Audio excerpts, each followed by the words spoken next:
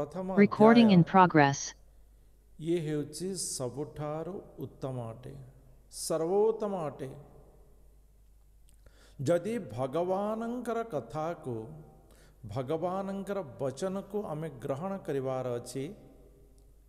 तेबे आमे आमर भूल को आमर विषय वस्तु को जानिबा आवश्यक अटे। आम विषय वस्तु को जदि आमे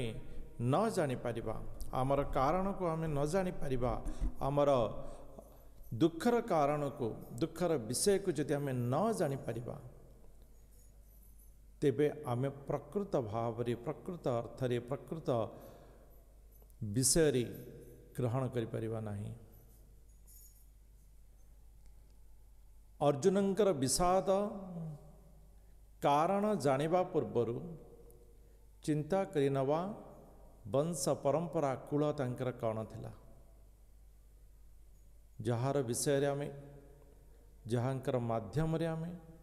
ये भगवत गीता प्राप्त करुचे तांकर वंश कूल परंपरा जानिबा टिके आवश्यक अटे। तो कुरु नामक गोटे वंश थिला कुरु नामक जने राजा थिले जहांकर नामरे कुरुवंश नामित होता से ही कुरुवंशर राजा कुरु सी बहुत धार्मिक थिले एवं विभिन्न प्रकार धर्म कार्य यज्ञ अनुष्ठान इत्यादि गोटे कुरुक्षेत्र नामक स्थान रे करिथिले एवं सही वंशरे बहुत दिन परे बहुत वर्ष परे शांतनु नामक जने राजा आसिले। हरे कृष्ण ब्रो साउंड टिके लो अछि टिके साउंड टिके बढ़ान। हरे कृष्ण। हरे कृष्ण। तो शांतनु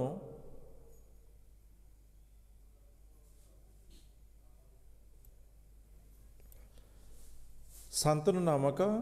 जने राजा आसिले। शांतनुंकर दुई जन स्त्री थिले जने हेले गंगा आउ जने हेले सत्यवती। सत्यवती ठारू विचित्र बीर्य एवं चित्रांगद जन्म होते ये परवर्ती समय प्रथम से गंगा विवाह होते गंगांकर ठारू 8टी संतान थिले। ये गोटे विषय अच्छी जे शांतनु गंगा कहीं विवाह करते एवं तांकर पुत्र मान कहीं नष्ट होते ये विषय को आम बर्तमान जीवार समय नहीं ये भागवतम विषय अटे। एवं गंगा शेषरे केवल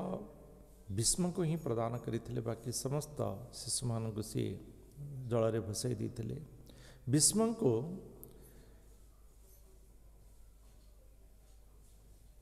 सी आजीवन ब्रह्मचर्य पालन कर रही जेहेतु सत्यवती पितांकर ये कथा थिला शांतनु निकट रे जे सत्यवती औरसरु जात पुत्र ही राजा हेबे एवं भीष्मकर पुत्र कौन प्रकार राजा हो पारे नहीं एवं शांतनु से प्रकार कथा देते एवं भीष्म विवाह दूर रही राज्यर सुरक्षा निमंते सी शपथ करी रही थे। तो चित्रांगद ए प्रकार भाव बड़ थिले एवं सी राजा हवार विषय थिला किंतु गोटे छोटिया युद्ध से प्राण हरेले। विचित्र बीर्य राजा हेले। विचित्र बीर्य दुई जन को विवाह करते अंबिका एवं अंबालिका। अंबिकांकर पुत्र थिले धृतराष्ट्र एवं अंबालिकांकर पुत्र थिले पांडु। धृतराष्ट्र ज्येष्ठ थिले से गांधार राजकन्या गांधारी को विवाह करते। तो विशेष कथा हिसाब रे धृतराष्ट्र ज्येष्ठ हिसाब रे राजा हेवा कथा किंतु सी चक्षुशून्य थिले तेणु राज्यर मर्यादा हिसाब रे से राजा हो पारे नहीं। परवर्ती संतान बा परवर्ती पुत्र हेले पांडु। तो पांडु को राजा करवा पाई जनसाधारण तथा राजसभा निर्णय कला। किंतु कथा एठारे रहिला जे धृतराष्ट्र किंबा पांडुंकर पुत्र जी ज्येष्ठ हेब सी परवर्ती राज सिंहासन अधिकार करिबो। तो धृतराष्ट्र राजा होई पारले नाही। निजर चक्षुहीन ता कारणरू मनरे दुख रहिला, मनरे कष्ट रहिला। जहा भगवत इच्छा को से स्वीकार करि पारले नाही। एवं परवर्ती समय रे मध्य तांक पई आ गोटे असुविधा आसी पहुँचला जे प्रथम संतान पांडुंकर हैला। युधिष्ठिर ज्येष्ठ हिसाब रे जन्म नेले। सेथिरे मध्य धृतराष्ट्र दैविक परिस्थिति को स्वीकार न करि पारी कष्ट अनुभव कला। भगवानंकर इच्छा को स्वीकार न करि पारी कष्ट अनुभव कला। एवं से कष्टर परिणति स्वरूप कौन हला न से चिंता करि बसिला जे कम से कम मु तो नहीं मोर पुओ तो राजा हेबार थिला। यदि धृतराष्ट्र पांडुपुत्र माने रास्तारू हटी जीवे तेबे मो पुओ तो ज्येष्ठ हिसाब रे राजा प्राप्ति करनेब। भगवत इच्छा को स्वीकार न करी निजर इच्छा को परिपूर्ण करिवारे जो परिस्थिति सृष्टि करिथिला धृतराष्ट्र धीरे धीरे पांडु एवं धृतराष्ट्र परिवार भितरे एक विभेद सृष्टि हेबार बीज बुणीथिला केवल धृतराष्ट्र मन भितरे थिबा इच्छार। परवर्ती समय रे पांडु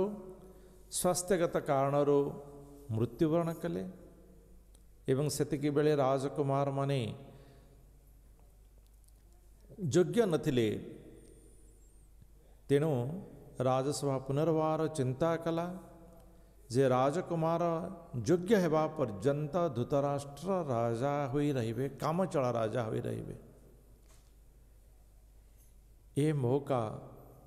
धृतराष्ट्र पई बहुत बड़ गोटे सुजोग थिला भल हेबा पई एवं खराब हेबा पई। किंतु धृतराष्ट्रंकर मनरे जो आविलता थिला से आविलता कारणरू सी सदाबले चिंता कले जे दुर्योधन केउ प्रकार भाव रे राजा हेब एवं सी पंच पांडवंकर विरोधरे विभिन्न प्रकार षड्यंत्र जहाँकि दुर्योधन एवं दुशासन करथिले ये समस्त विषय जानी सुधा पिता हिसाब रे नुहे कि राजा हिसाब रे मध्य नुहे अटके थिले। तो ये कहवा गले परोक्ष भाव रे दुर्योधन को से समस्त प्रकार नेगेटिव कार्य सहयोग करुथिले। भीम को विष देवा है, लाक्षा गृहरी जली पोड़ी ध्वंस करदेवार कुचक्र है, द्रौपदींगर चीर हरण करी कुल वंश मर्यादार नष्ट करिवार चिंताधारा है। इस समस्त कार्य रे धृतराष्ट्र चक्षुशून्य थिले मध्य हृदयर चक्षु को मध्य बंद कर देथिले। केवल गोटे इच्छा जे दुर्योधन मोर राजा हो जाओ, जेकोसी मते दुर्योधन राजा हो जाओ। पांडव मानक परे अत्याचार चलिला। गोटे ग्राम जोठिकी दुब घास भी न हुए से प्रकार गोटे ग्राम दे पांडव मानू दूरी देवार चक्रांत चलला तेबे भी पांडव माने से खुशी हुई से स्थान को इंद्रप्रस्थ करने अति सुंदर भाव में राज्य करी से चलुले ताहा मध्य दुर्योधन संभाळिबारे सहयोग कला नहीं से मध्य विनाश करने पाई से दूतकुड़ा परी एक चक्रांत आरंभ कला एवं 12 वर्ष वनवास 1 वर्ष अज्ञातवासर कारण हो गला ताहा एवं पांडवादि माता कुंती 12 वर्ष वनवास कले 1 वर्ष अज्ञातवास कले एवं सेतिरे मध्य चक्रांत चलिला शेषरे ये चक्रांत को स्थिर करने पाई नष्ट करदेवा पाई सबुदिन पाई एक शांतिर वार्ता नहीं भगवान कृष्ण दुर्योधनर राजसभार जाई पहुँची राजा धृतराष्ट्र बसिचंती दुर्योधन अछंती भगवान कृष्ण जाई कहले जेहेतु से माने क्षत्रिय अछंती क्षत्रिय मानकर गुण हला राज्य शासन करिबा केवल 5टी ग्राम सेमानंको प्रदान करा जाओ सेमाने शासन करिवे बाकी दुर्योधन चक्रवर्ती सम्राट ही परिबो किंतु दुर्योधन ताको भी स्वीकार करि पानथला दुर्योधन स्वीकार न करिबा ये तो धृतराष्ट्रंकर सहमति ही दुर्योधन जहाँ भी कह धृतराष्ट्रंकर सहमति थला एवं दुर्योधन भरी सवारे भगवान कृष्ण को बंदी करिवार आदेश देथिला एवं समाधान समस्त रास्ता को बंद कर देथिला शुच्याग्रे देवी नहीं मेदिनी माने छुंची मुना जितकी सेतकी भी मेदिनी देवी नहीं ये प्रकार भाषार प्रयोग युद्ध को सुनिश्चित करिथला किसी जन कहती जे भगवान चाहिए युद्ध होता माने बंद कर देता भगवान चाहिए युद्ध बंद करने भगवान चाहिए किंतु दुर्योधनर मनोभाव परिवर्तन हैला नहीं भगवान कृष्ण को बंदी करने समय सी तंकर चतुर्भुज रूप प्रदर्शन करते ताहा मध्य दुर्योधन को सचिंता करिवारे साहाय्य करि पारला नहीं किसी जन कहते ना भगवान को आमे देखी नबू देखीदेले आमे पवित्र हो जीव वास्तविक भगवान को देखिले चिन्हिबे किमिति दुर्योधन चिन्हि पारला नहीं जानी पारला नहीं ग्रहण करि पारला नहीं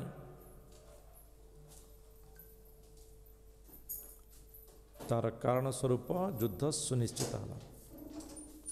जितेबले युद्ध सुनिश्चित हो जाइछि स्थान भी निरूपित हो गला जे धर्म क्षेत्र कुरुक्षेत्र रे युद्ध हेब एवं जी विजय हेब सी सम्राट हेब यही कुरुक्षेत्र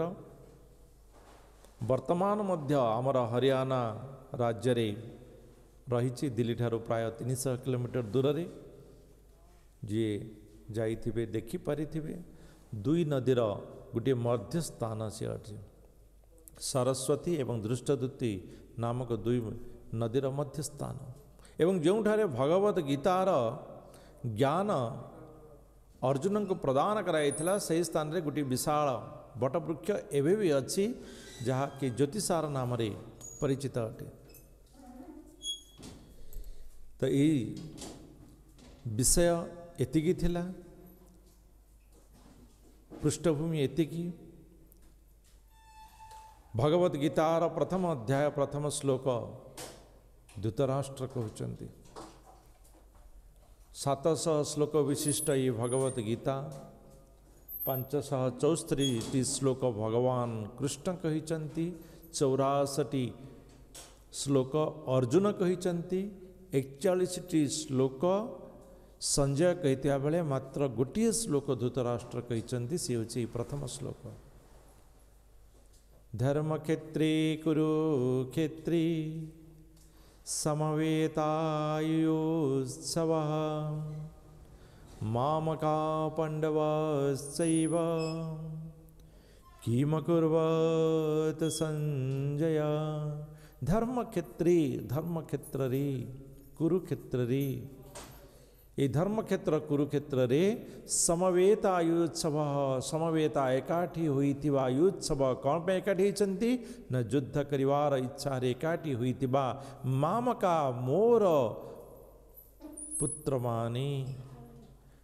आउ किए पांडव शैव पांडव माने मध्य किम अकुर्वत संजय कौन करुथिले ये यदि श्लोकर वास्तविक अर्थ को सुनिबा साधारणतः हमको टिके अड़ुआ अड़ुआ लगे ज्येष्ठ पिता निजर पुत्र बा भातृपुत्र मानक भितरे मोर पुओ एवं पांडुर पुओ माने कौन करुचंती ये जो चिंताधारा धृतराष्ट्रंकर मनोभाव एवं धृतराष्ट्रंकर इच्छा को प्रतीत करुथला आ गोटे विषय भी आम एथरो जानी पारुथवा समवेत आयुत्सव बोली कहउचंती युद्ध करने को इच्छा करिथिबा मोर पुत्र एवं पांडुपुत्र माने एकाठी होई कौन करुचंती युद्ध करने को इच्छा करी जेटारे युद्धर स्थान रे एकत्रित होइचंती से माने कौन करुचंती चिंता करंत विद्यालय को पुत्र जाइछि पाठ पढ़िबा को यदि कहुछि विद्यालय को जाई कौन करिछि टिके पुओ प्रति दृष्टि दियो बोली बापा को जेतले माँ कहउचंती तार कारण कौन हो पारे जे वास्तविक विद्यालय रे पाठ पढ़ा ताको ग्रहण हेउची ना आउ किछि हेउची मन रे किछि द्वंद्व अछि से द्वंद्व कारण रे कह जाउची विद्यालय जे पुओ कौन करूची तो धृतराष्ट्र मन रे मध्य द्वंद्व थिला से द्वंद्वर कारण कौन थिला धृतराष्ट्रंकर इच्छा को परिपूर्ण करवा कौन इच्छा थिला से जहा हेउना कहीं कौरव माने केमिति जीतंतो आमे परीक्षा देते कौन कहवा परीक्षा रिजल्ट 12 तारिख रे बाहरी चिंता माने ठीक अच्छे किंतु आमे सकाल उठी बाहरी गला कि 12 तारिख तो राति 12 रे गला बाहरी गला कि आमे कहीं ना आमे रिजल्ट देखिवार जो आग्रह तो से प्रकार धृतराष्ट्र भितर किसी आग्रह रही से आग्रहटा कौन ना जेकोसी मते दुर्योधन जीति जाओ किंतु वास्तविक संदेह करुले नहीं नहीं ये तो युद्ध हब किंतु कौरव बा दुर्योधन जीति पारिबनी ये भय भी थिला से काले दुर्योधनर मन परिवर्तन हो जेहेतु धर्मक्षेत्र कुरुक्षेत्र अच्छी सेठारे कहब नहीं नहीं मु युद्ध करी नहीं तुम्हें राज्यर 5टी गाम नहीं जाओ कि किसी अंश नहीं जाओ किंतु आशा रखी नहीं नहीं सेमिति हेनी युद्ध कहीं हम युद्ध हेनी ये तो धर्मक्षेत्र अच्छी ना ये धर्मक्षेत्र रे पुणी धर्मराज युद्ध करेंगे नहीं नहीं धर्मराज कहे नहीं नहीं दुर्योधन ये युद्धर आवश्यकता नहीं रक्तपातर आवश्यकता नहीं तुम्हें राज्य शासन कर मु वन को जाऊँगी तो धृतराष्ट्र मन भितर यही इच्छा दुर्योधन जीतबार इच्छा एवं हारी जीवार संदेह एवं युद्ध न करी युद्ध परित्याग करिवार जो भय किंतु आशा रखी जे नहीं पांडवମାନେ ଯୁଦ୍ଧ ତ୍ୟାଗ କରିଦେବେ। ଏହି ଇଚ୍ଛା ସନ୍ଦେହ ଭୟ ଆଶାର କାରଣରୁ ସିଏ ସଞ୍ଜୟକୁ ପଚାରୁଛନ୍ତି କି ମ ଅକୁର୍ବତ ଯୁଦ୍ଧ କରିବାକୁ ଏକତ୍ରିତ ହେଇଥିବା ସେମାନେ କ'ଣ କରୁଛନ୍ତି। ଦ୍ୱିତୀୟ ବିଷୟ ଯଦି ଆମେ ଦେଖିବା ମାମକା ପାଣ୍ଡବାଶ୍ଚୈବ ମୋର ପୁତ୍ର ଏବଂ ପାଣ୍ଡୁଙ୍କର ପୁତ୍ର ଏହି ପ୍ରକାର ଏକ ଧର୍ମକ୍ଷେତ୍ର ପୁଣ୍ୟକ୍ଷେତ୍ର ସ୍ଥାନରେ ଏକତ୍ରିତ ହେଇଥିବାର ମୋର ଅବୁଝା ପୁତ୍ରମାନେ ବୋଲି ସମ୍ବୋଧନ ବି କରିପାରିଥାନ୍ତେ, ନିଜର କରିପାରିଥାନ୍ତେ, କିନ୍ତୁ ନାହିଁ। ବିଭେଦ କରିବାର ଯେଉଁ ଚିନ୍ତା, ଯେମିତିକି ଉତୁରୁଥିବା କ୍ଷୀରରେ ଲେମ୍ବୁ ଚିପୁଡ଼ି ଦେଇ କ୍ଷୀରକୁ ନଷ୍ଟ କରିବାର ପ୍ରକ୍ରିୟା ଅଟେ, विभाजन करिवार प्रक्रिया अटे, विभाजन करिवार परिभाषा अटे। राजार ये लक्षण नुहे एवं विभाजन हला परे से क्षीर जो विभाजन हो जाइए से जो छेना बाहरी से छेनार जो रसगोला अच्छी कि मो कुर्बत मो दुर्योधन पाईगला तो इच्छा अच्छी जे विभाजन जो उत्तमता विभाजन जो लाभ से लाभटा मोर दुर्योधन रही जाओ मो पुत्र रही जाओ। यही कारण सी घाटी चकटी हो संजय को पचार संजय मध्य उत्तर प्रदान करिचंदी मामका मोर पुत्र माने कौन करुथिले तार उत्तर संजय यही प्रथम अध्याय द्वितीय रु 13 नंबर श्लोक पर्यंत प्रदान करिचंती एवं पांडवाश्चैव पांडव माने कौन करुथिले यही अध्याय 14 नंबर श्लोक रु शेष 78 नंबर श्लोक पर्यंत एवं क्षमा करी 46 नंबर श्लोक पर्यंत एवं परवर्ती समय 18 अध्याय 78 नंबर श्लोक पर्यंत पांडव मानंकर विषय रे कहिचंती।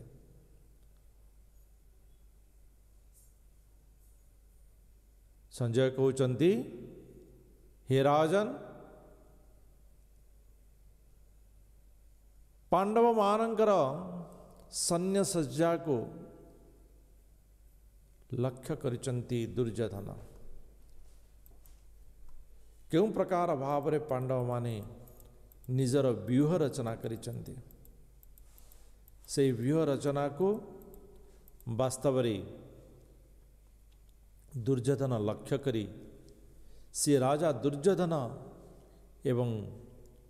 गुरु द्रोणाचार्य निकटन को जाइछंती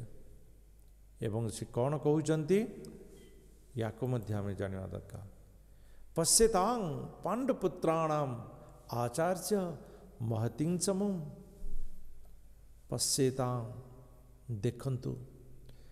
जेहेतु द्रोणाचार्य कौरव मानंकर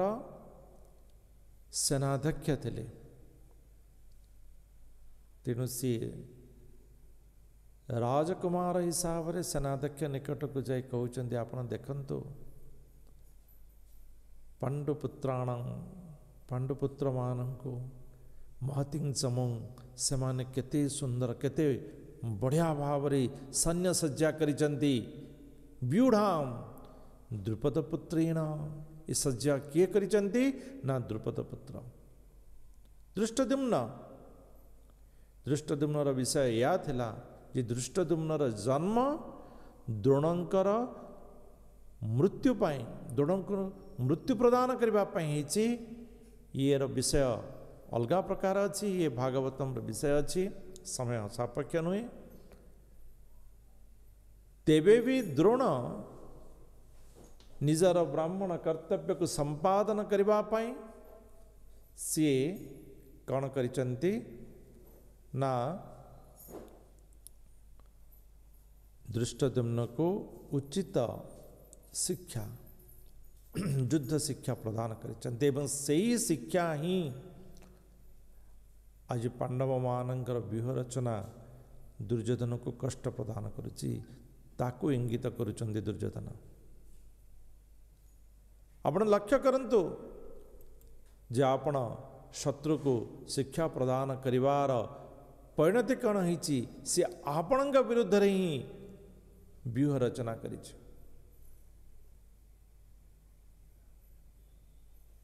एठारे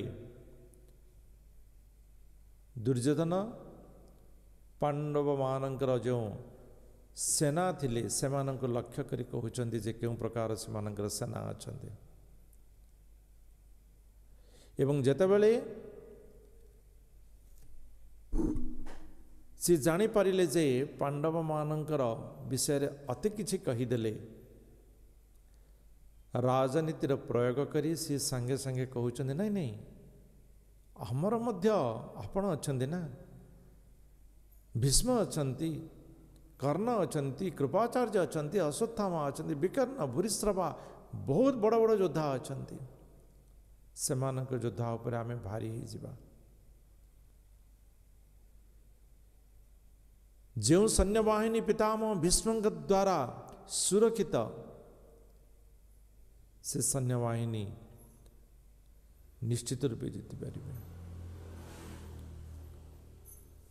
हे गुरुदेव हे द्रोणाचार्य ये जो सैन्य बाहिनी आमर देखुचंती एमाने समस्ते मो पई मरिबा को आसीचंती। ई प्रकार वाक्य ए वाक्यर संयोजना यदि आमे भी सुनिबा आमको भी खराब लागुथबो। युद्ध क्षेत्र को तो समस्ते बलिदान पाई आसी थांती के मरिबा पाई नहीं किंतु दुर्योधन कहउचंती जे एमाने समस्ते मो पाई मरिबा को आछंती। तो यही प्रकार हतोत्साह वाक्य साधारणतः काहाठारु जण सुना जाई थाए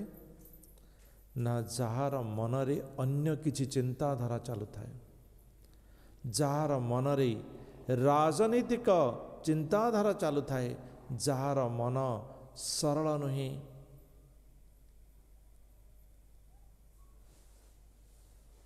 तो यही प्रकार मनोबल यही प्रकार मनोभाव चिंता करंतु दुर्योधनर मनोभाव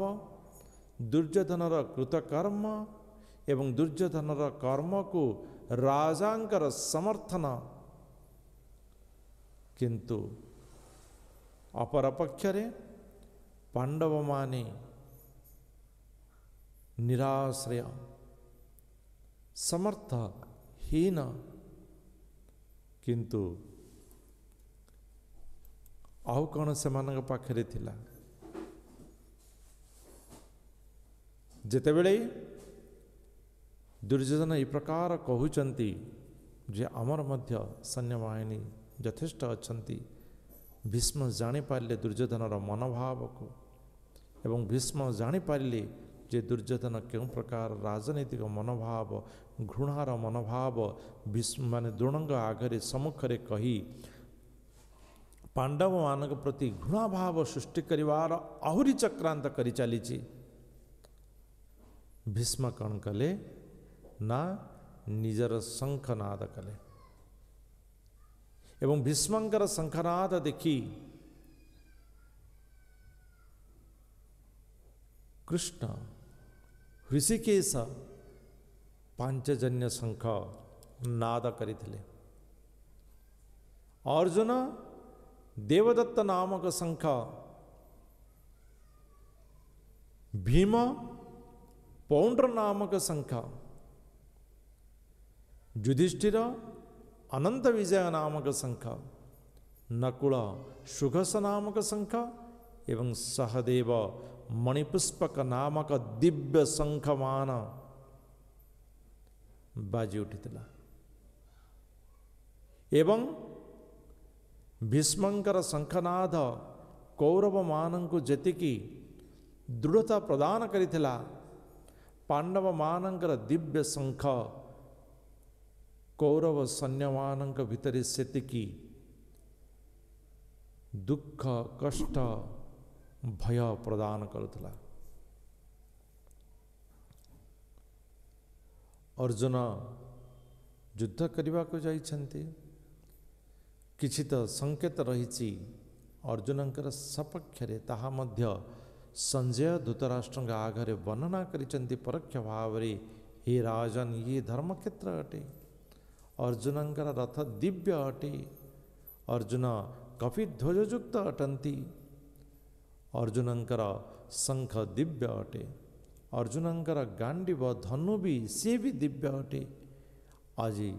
पवित्र दिवस एकादशी अटे। भगवान ऋषिकेश जी की समस्त इंद्रियर माने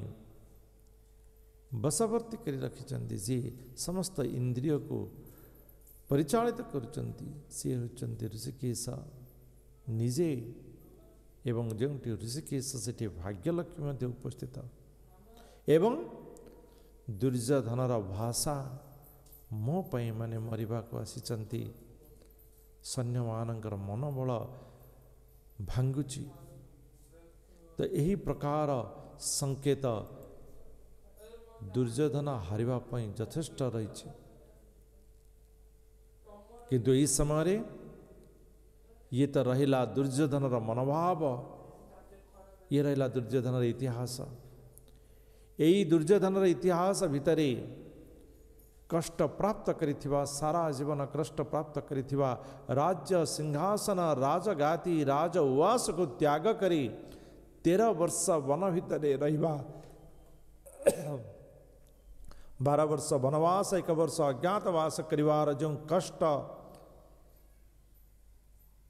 एवं प्राण प्रिया द्रौपदींकर वस्त्र हरणर दृश्य जो कष्ट प्रदान करिचंदी अर्जुन, जो कष्ट प्राप्त करिचंदी अर्जुन, से कष्ट को नहीं से युद्ध क्षेत्र में अछंती, एवं सही कष्ट को हृदय भीतर रखी से युद्ध क्षेत्र में कौन कहउचंती, हे अच्युत सेनयोर्भयोर मध्ये रथं स्थापय मे अच्युत।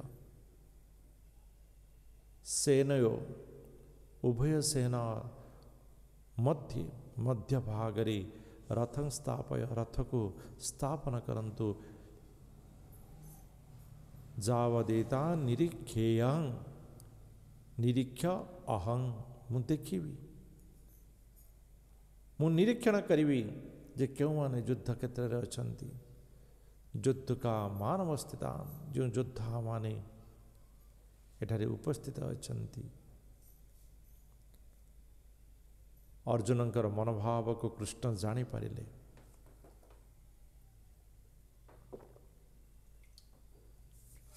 से जानी पारिले जे अर्जुन क्यों कारणरू समस्त को देखा चाहूँगी, मन भितरे व्याकुलता सृष्टि हिची अर्जुनंकर,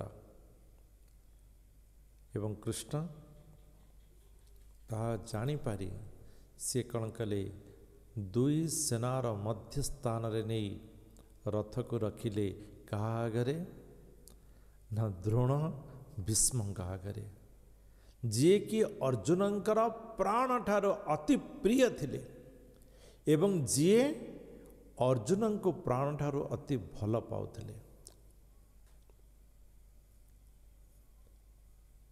ये होची जीवनर समस्या, ये होची जीवनर मुख्य बिंदु। केवल ये रण सैन्य सज्जा नुहे, ये केवल माने रणर सजा नुहे, सैन्य सजा नुहे, ये जीवनर आमर चिंता करंतु। आमे मध्य यही प्रकार स्थान रे रही सदाबले निर्णय को नवारे निष्पत्ति नवारे भूल करि था। आमर मनोभाव आमको भूल दिगरे नहीं जाता है, आमर मनोभाव आमको ठीक दिगरे नहीं था। एवं अर्जुनंकर मनोभाव कौन आग को देखा, जिते बड़े समस्त आगरे अर्जुन रहिचंती अर्जुन बुझिपारे ना जे वास्तविक मु एमानक सहित युद्ध करवा उचित ना अनुचित। जेहेतु युद्ध करने को आसी युद्ध करवा उचित किंतु युद्ध करवा अनुचित मध्य अटे कहीं दृष्टिं स्वजनं कृष्ण युजुत्सु समुपस्थित सिदंती मम गात्राणि मुखं च परिशुष्यति। अर्जुन कहउचंती हे कृष्ण मो आत्मीय स्वजन मान को देखी सिदंती मम गात्राणि मो शरीर कंपमान हेउची जेतेबेले मनुष्य भय करी उठे जेतेबेले मनुष्य तार निजर लोकंकर किछि अनिष्ट आगको देखी पारु थाए सेतेबेले तार शरीर रे भय जागृत होता है एवं भय कौन करी थाए मनुष्यर शरीर रे कंपन सृष्टि करी थाए रोम को टांकुरी देई थाए ओठ को सुखेई देई थाए एवं शरीर रे एक अग्नि उत्तत माने उत्तत्ता उताप सृष्टि करी थाए एवं वाक्य अस्पष्ट हो जाए थाए कहते ना माने कथा जाबुड़ी जाए ओठ जाबुड़ी जाए तो सही प्रकार लक्ष्य अर्जुन के पाखरे देखा देइथला। यार कारण दया अन्य मान के प्रति दया ये होची अर्जुनंकर हृदय ये हेउची अर्जुनंकर हृदय सारा जीवन कष्ट पाई मध्य अन्य प्रति दया भाव देखैवा ये अर्जुनंकर हृदय। निमित्तानि च पश्यामि विपरीतानि केशव न च श्रेयो अनुपश्यामि हत्वा सजनमाएव। हे कृष्ण निमित्तानि च पश्यामि मु निमित्त मात्र अल्प मात्रा रे मध्य देखि पारु नाही न पश्यामि देखि पारु नाही कौन ना विपरीतानि केशव एथिरे मु सब किछि नेगेटिव ही देखुछि एथिरे मु कौन सी प्रकार स्वल्प सुख मध्य देखि पारु नाही न च श्रेय अनुपश्यामि मु एथिरे देखि पारु नाही कौन श्रेय सुख किछि भी सुख देखि पारु नाही सब तो विपरीत भाव रही निजर स्वजन मानकर हत्या ये कौन सी प्रकार मते खुशी दे पारिब नाही। यार कारण भी रही मनुष्य केतेबेले खुशी होता है जेतेबेले अन्यर प्रशंसा प्राप्त करिथा।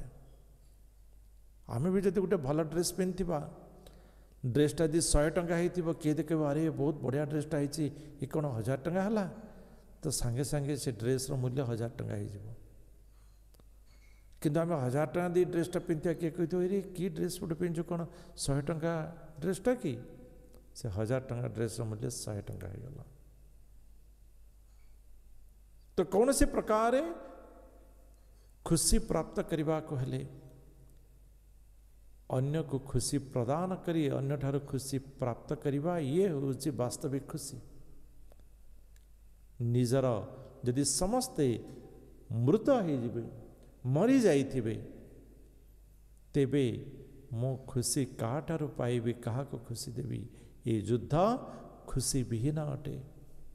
ये परिस्थिति खुशी विहीन अटे मु कौन सी प्रकार खुशी मु एठारे देखि पारु नाही कृष्ण मु कहीं युद्ध करी ये हला द्वितीय कारण युद्ध न करिवार। द्वितीय कारण अर्जुन कहउचंती निहत्य धातराष्ट्रार्न का प्रीति ही स्याजनार्दन पापमेवा श्रीदस्मान् हत्पेताना आततायिनः मु जानिछि जे माने आततायी एई प्रकार आततायी हेले मध्य मु एमानंको हत्या करी काहेकि पाप अर्जन करिबी हत्या करिबा पाप अटे हे कृष्ण मु ए धृतराष्ट्रंकर पुत्र मानंको हत्या करी क्यों प्रकार पाप भितरे मु पशिजीवी एमाने आततायी हेले मध्य मु एमानंको हत्या करिबी नाही आततायीर डेफिनेशन मनु संहिता रे प्राप्त करि परिबे जे आततायी वास्तव रे किए मनु संहिता जहा मनु प्रदान करिचंते से वर्णना अच्छी जे आततायी किए 6 प्रकार आततायीर वर्णना अच्छी जो माने कि अन्य को विष दे मारिबार चेष्टा करि थांते जो माने अन्यर घरे अग्नि संयोग करी से मारिबार चेष्टा करि थांते जो माने अन्यर भूमि को छड़ेई नहीं से मानको नष्ट करिवार चक्रांत करि थांते जो माने अस्त्र शस्त्र द्वारा अन्य को आघात करी से मानकर जीवन नेबा को चेष्टा करि थांते जो माने अन्यर धन को लुटी ताको नष्ट करिवार चेष्टा करि थांते जो माने अन्यर स्त्री को हरण करती से माने हेउचंती आततायी यदि चिंता करिवा ये 6टी जाक गुण दुर्योधन पाखे रही तो दुर्योधन मृत्यु प्राप्त करिवा ये शास्त्र सम्मत अटे तेबे भी अर्जुन कहउचंती ये पाप मो ग्रहण करि पारिबि नाही ये पाप अटे ये पाप अटे आम पाखरे जेतेबेले नम्रता एवं सहनशीलता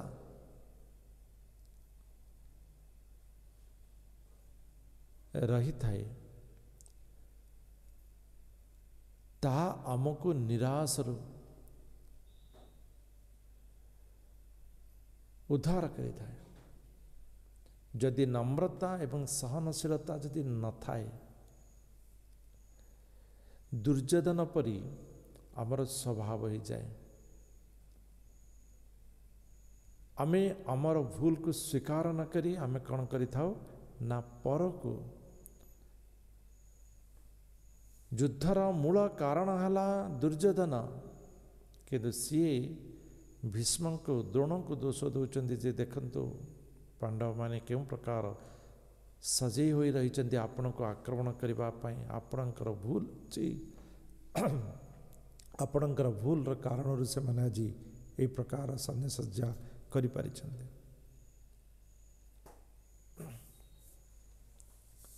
तेणु सहनशीलता एवं नम्रता मनीष को उत्तम पथ सदाबली प्रदान करिଥାଏ जो माने दैवी गुण संपन्न से माने सदाबले भगवान को देखि थांते समस्त शंख नाद करुथिले किंतु संजय प्रथमे भगवानंकर शंखनाद को धृतराष्ट्र आगे रखिथिले जे कृष्ण मध्य शंखनाद करुचंती एथिरो आमे जानि पारुथिबा जे भक्तर मनोभाव सदाबले भगवान प्रति रही था यही प्रकार भावरे पापर कारणरू मध्य अर्जुन युद्ध करने को मना करदेले पुणी आहरी कारण कौन देखी यद्यप्येते न पश्यन्ति लोभ पहत चेतसा कुलक्षय कृतं दोषं मित्रदोही च पातकम् हे प्रभु मित्र मान को हत्या करी जो पाप पुणी समस्त पुरुष मानकर नष्ट होइजिबा मृत प्राप्त होइजिबा परे स्त्री माने विपथगामी हबार बहुत संभावना एवं जेतेबेले स्त्री विपथगामी हो जाई थाए संतान वर्ण संकर होइथाए एवं वर्ण संकर सदाबेले राष्ट्र पाई विपद होइथाए कुल धर्म संस्कृति पाई विपद होइथाए। हे कृष्ण यही युद्ध कुलधर्म नष्ट करिदेव राष्ट्रर संस्कृति विपथगामी होइजिब धर्म संस्कृति को आउ कहीं मानिबे नहीं एवं संस्कृति हेउची जेमिति आमे देखिथिबा राशि लडू गुड़ बांधी रखी थाए राशि को से प्रकार संस्कृति ही गोटे राष्ट्र को बांधी रखी थाए संस्कृति ही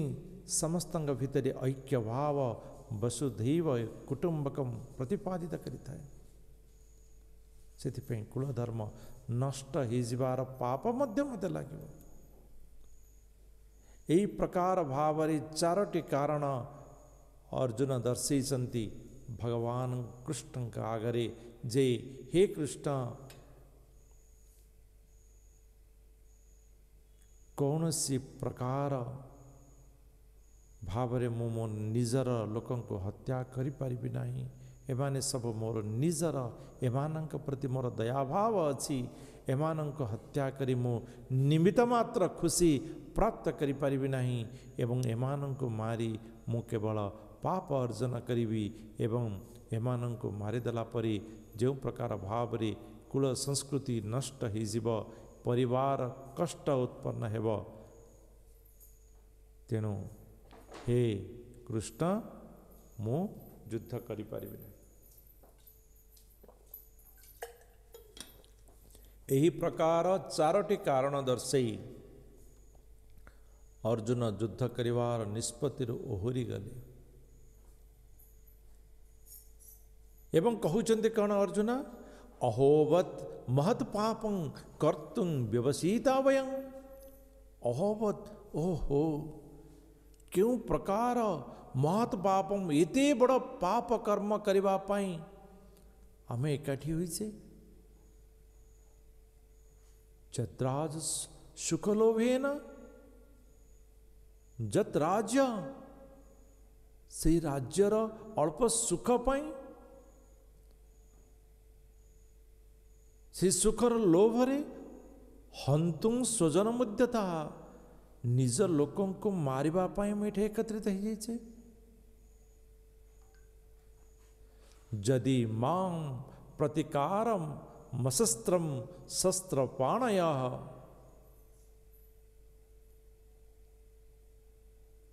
से शस्त्र पाणी जो माने शस्त्र धरी मोर विपरीत छिड़ा होइचंती से माने बरं भल हेब मते शस्त्र रे प्रहार करि दियंतु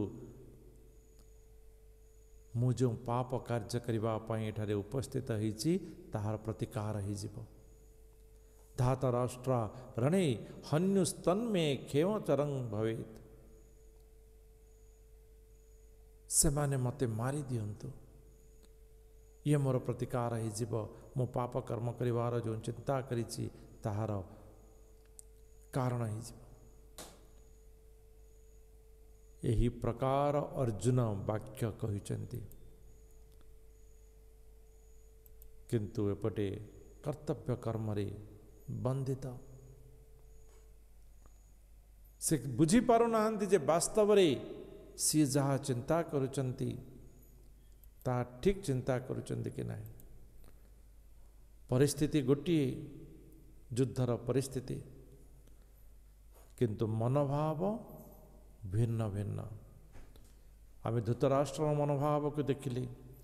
दुर्योधनर मनोभाव को देखिली अर्जुनंकर मनोभाव को देखिली एवं आमको वर्तमान चिंता करने को पड़िबो आमर मन को केउ प्रकार भाव देबा। धृतराष्ट्र भाव ना दुर्योधनर भाव ना अर्जुनर भाव, जो प्रकार भाव देबा से प्रकार भगवाइबा।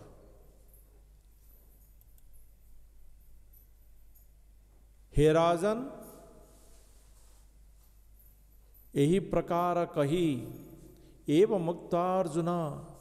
यही प्रकार अर्जुन कही संख्ये रथोपस्थं उपाविशत, रथ उपरे बसी पड़िले। विसृज्यं ससरं चापं, सर एवं धनु को त्याग करिदेले। शोक सविघ्न मानस, क्यों भावरे ना मानस हृदय भितरे शोक संतप्त हुई से धनुष सर को त्याग करिदे रथ उपरे बसी पड़िले। ये हला प्रथम अध्याय।